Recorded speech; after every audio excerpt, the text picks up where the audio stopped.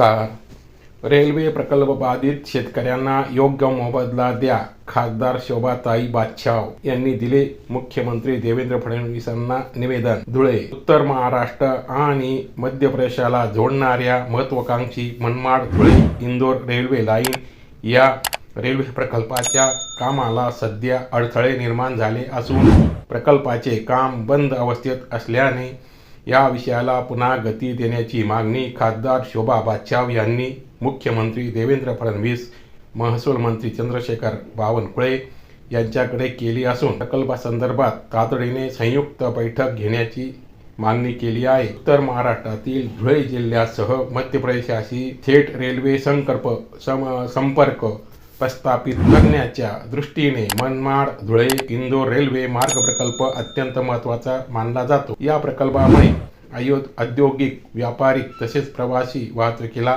मोठी चालना मिळण्याची अपेक्षा होती. मात्र सध्या या प्रकल्पाचे काम थांबले असून त्यामागे भूसंपादन प्रक्रियेत निर्माण झालेल्या विविध अडचणी कारणीभूत ठरत असल्याचे दिसून येत आहे. लोकसभा मतदारसंघातील अनेक गावांमधील शेतकरी आणि नागरिकांकडून भूसंपादन प्रक्रियेबाबत सातत्याने तक्रारी येत असल्याचे खासदारांनी नमूद केले. विशेषतः जमिनीचे दर निश्चित करताना सध्याच्या प्रचलित बाजारभावाचा विचार न करता जुन्या दरानुसार मोबदला निश्चित करण्यात आल्याची शेतकऱ्यांची तक्रार आहे. परिणामी प्रकल्पग्रस्त शेतकऱ्यांमध्ये असंतोषाचे वातावरण निर्माण झाले आहे. तसेच भूसंपादन प्रक्रियेबाबत स्पष्ट माहिती नसल्याने प्रभावित शेतकरी व नागरिकांमध्ये संभ्रम निर्माण झाला असून या प्रक्रियेत अधिक पारदर्शकता आणि योग्य मोबदला देणे अत्यावश्यक आहे, असे खासदारांनी अधोरेखित केले. या पार्श्वभूमीवर सदर प्रश्न गांभीर्याने विचारात घेऊन रेल्वे विभागाचे अधिकारी, महसूल विभागाचे वरिष्ठ अधिकारी आणि संबंधित यंत्रणा मुख्यमंत्री यांच्या दालनात संयुक्त बैठक आयोजित करण्यात यावी, विनंती खासदार डॉ.